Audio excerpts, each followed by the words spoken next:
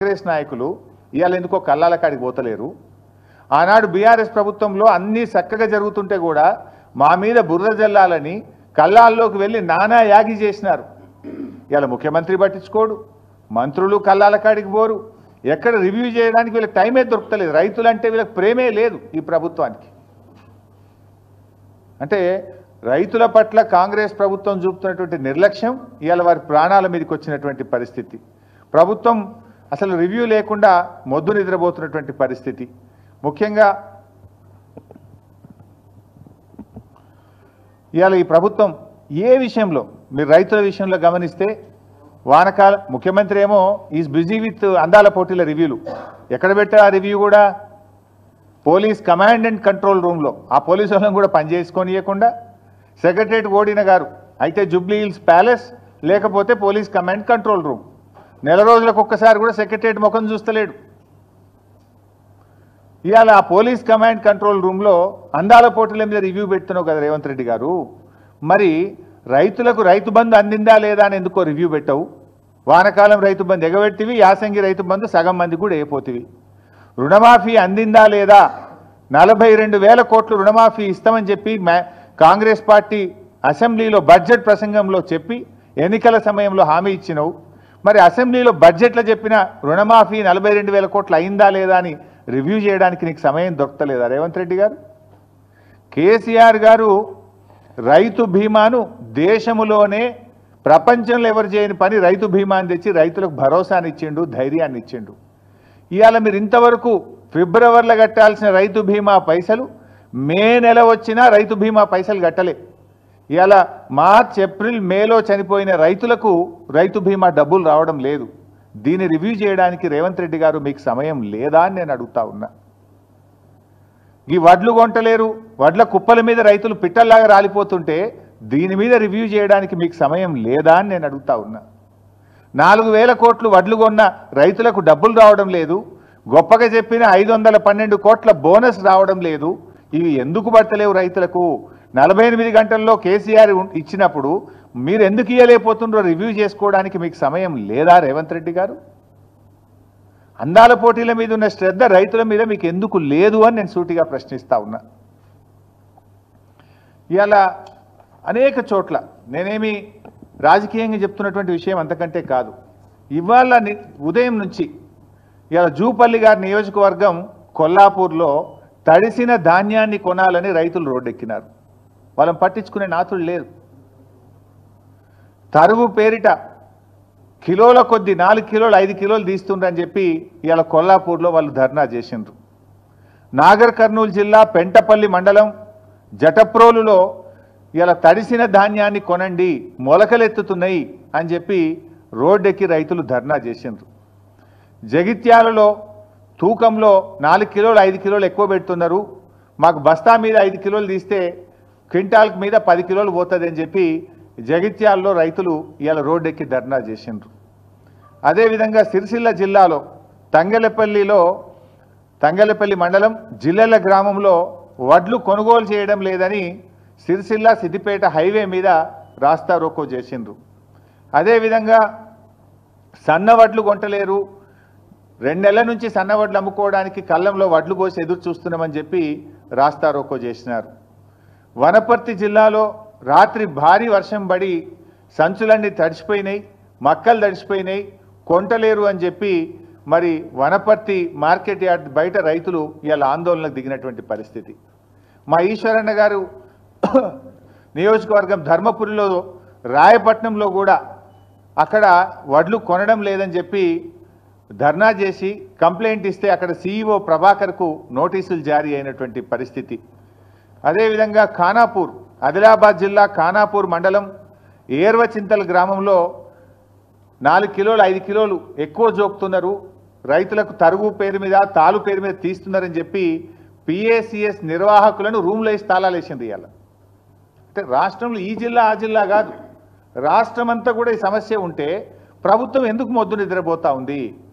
ఏదో అంటే చూడు రోమ్ తగలబెడుతుంటే ఫీడేలు వాయించుకున్న నీరో చక్రవర్తి లాగా రైతులు చనిపోతుంటే, రైతులు ఆత్మహత్య చేసుకుంటే, రైతులు రోజుల తరబడి పడిగాపులు కాస్తుంటే, రైతులు ఎండకు ఎండి వానకు తడిచిపోతుంటే మన ముఖ్యమంత్రి రేవంత్ రెడ్డి గారు ఏదో జూబ్లీ హిల్స్ ప్యాలెస్ చక్రవర్తి గారు మాత్రం అందాల పోటీల రివ్యూలు ఢిల్లీ ట్రిప్పుల్లో బిజీగా ఉన్నారు. ఇదా రైతుల పట్ల మీకు ప్రేమ? మీకు ఓట్లేసి మిమ్మల్ని అధికారంలోకి తెచ్చి మిమ్మల్ని నమ్మి నువ్వు ఒకటే నాడు 2 లక్షల పైన రుణమాఫీ చేస్తా అని, 15,000 రైతు బంధు ఇస్తా అని, అన్ని పంటలకు బోనస్ ఇస్తా అని, పంటల బీమా తెస్తా అని ఒక్కటన్నా వరంగల్ డిక్లరేషన్లోని ఒక్కటన్నా నువ్వు అమలు చేసినవా రేవంత్ రెడ్డి అని నేను అడుగుతా ఉన్నా. రాహుల్ గాంధీ ఆయనే వచ్చి ఆ డిక్లరేషన్ను వరంగల్లో విడుదల చేసిండు. ఆయన అడగడు, ఈయన అమలు చేయడు.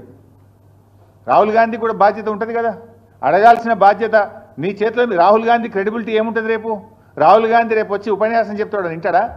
ఏమని నమ్మాలి? ఏమని చెప్తావు? వరంగల్లో ఇచ్చిన హామీ ఒక్కటి అమలు చేయలే అని రాహుల్ గాంధీ ముందు క్షమాపణ చెప్పాలి. ఏడాది అర్థమైంది, ఇంకెంతకాలం మోసం చేస్తారు? ఇచ్చిన హామీలు అమలు చేయమంటే రేవంత్ రెడ్డి గారు నన్ను ఢిల్లీకి పోతే చెప్పులు ఎత్తుకుపోయడం లెక్క చూస్తురు, నాకు అప్పు పుడతలేదు అని రేవంత్ రెడ్డి గారు మాట్లాడతారు.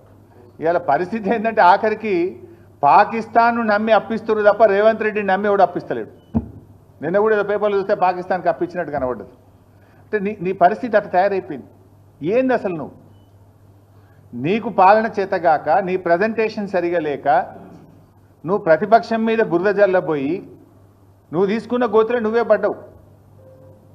ఇప్పుడు ప్రభుత్వాన్ని నడపడం అంటే ప్రతిపక్షాల మీద దుమ్మెత్తి పోసినంత సులువు కాదు రేవంత్ రెడ్డి గారు. ఇప్పటికైనా పాలన మీద దృష్టి పెట్టు, రైతుల కష్టాలు తీర్చాలని చెప్పి నేను రేవంత్ రెడ్డి గారిని కోరుతా ఉన్నా.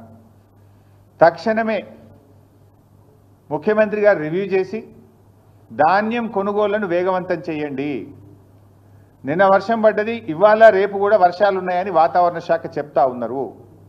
తడిసిన ధాన్యాన్ని కూడా రైతులకు ఇబ్బంది కలగకుండా అధికారులందరినీ కూడా తహసీల్దార్లను, ఆర్డీఓను, డిఎం సివిల్ సప్లైను, జాయింట్ కలెక్టర్లను క్షేత్రస్థాయిలో పంపించి మంత్రులు కూడా క్షేత్రస్థాయిలో వెళ్ళి తడిసిన ధాన్యాన్ని వెంటనే కొనుగోలు చేసి రైతులకు నష్టం జరగకుండా చూడండి.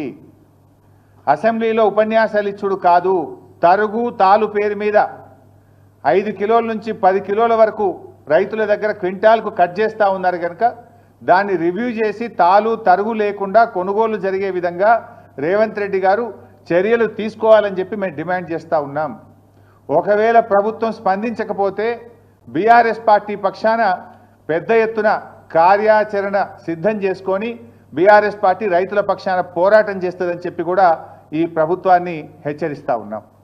Thank you.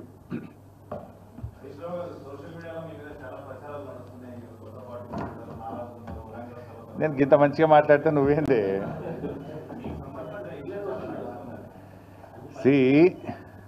సోషల్ మీడియాలో వచ్చిన వార్తల మీద ట్విట్టర్లో నేను అదే రోజు ఖండించిన. 1, 2 చివరికి మా నాయకులు దాసోజు శ్రవణ్ గారు, ఎర్రోల శ్రీనివాస్ గారికి చెప్పి పోలీస్ స్టేషన్లో కంప్లైంట్ కూడా ఇచ్చి ఆ కంప్లైంట్ను కూడా నా ట్విట్టర్లో పోస్ట్ చేసి ఇటువంటి ఫేక్ ప్రచారం నమ్మొద్దని, తక్షణమే డీజీపీ గారు వీళ్ళ మీద చర్యలు తీసుకోవాలని చెప్పి కూడా నేను రాష్ట్ర డీజీపీ గారిని కోరిన విషయం కూడా మీ అందరికి తెలిసిందే కదా.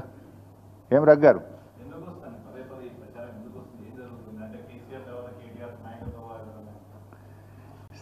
ఆ పంచాయతీ లేదు మా పార్టీలో. నేను చాలాసార్లు కూడా చెప్పాను, మీరందరూ కూడా చూసింటారు. ఒక్కసారి కాదు, కొన్ని 100ల సార్లు చెప్పి ఉంటాను. ఇవాళ కేసీఆర్ గారు మా పార్టీ అధ్యక్షుడు, ఆయన యొక్క ఆదేశాలను తూచా తప్పకుండా పాటించే ఒక క్రమశిక్షణ కలిగిన కార్యకర్త హరీష్ రావు అని చెప్పిన. ఇది బహుశా 100ల సభల్లో చెప్పిన, టీవీ డిస్కషన్స్లో చెప్పిన, ప్రెస్ మీట్లలో చెప్పిన, చిట్చాట్లో చెప్పిన, అనేక సందర్భాల్లో కూడా చెప్పిన. సో మీరు అన్నట్టు కేటీఆర్ గారికి నాయకత్వం అప్పచెప్తే స్వాగతిస్తాను. డెఫినెట్గా ఐ కోఆపరేట్. ఒక కార్యకర్తగా హరీష్ రావు పార్టీ నిర్ణయాన్ని, కేసీఆర్ నిర్ణయాన్ని ఎప్పుడైనా శిరసా వహిస్తాడు తప్ప గీత దాటే వ్యక్తి కాదు.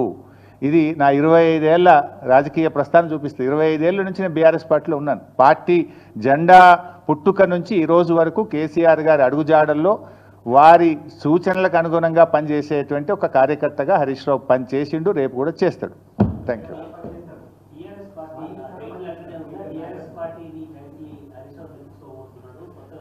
ఇవన్నీ చిల్లర ముచ్చట్లు బంద్ చేసి ఇంత స్పష్టంగా కుండబద్దలు కొట్టినట్టు నేను మాట్లాడుతుంటే మీరు ఈ ప్రశ్నలు ఏందో నాకైతే అర్థమవుతలేదు. ఇంత కుండ బద్దలు కొట్టినట్టు 100 సార్లు చెప్పినా మళ్ళీ ఈరోజు కూడా చెప్పినా కదా, my leader is KCR, what ever KCR says Harish Rao will follow it, that's all.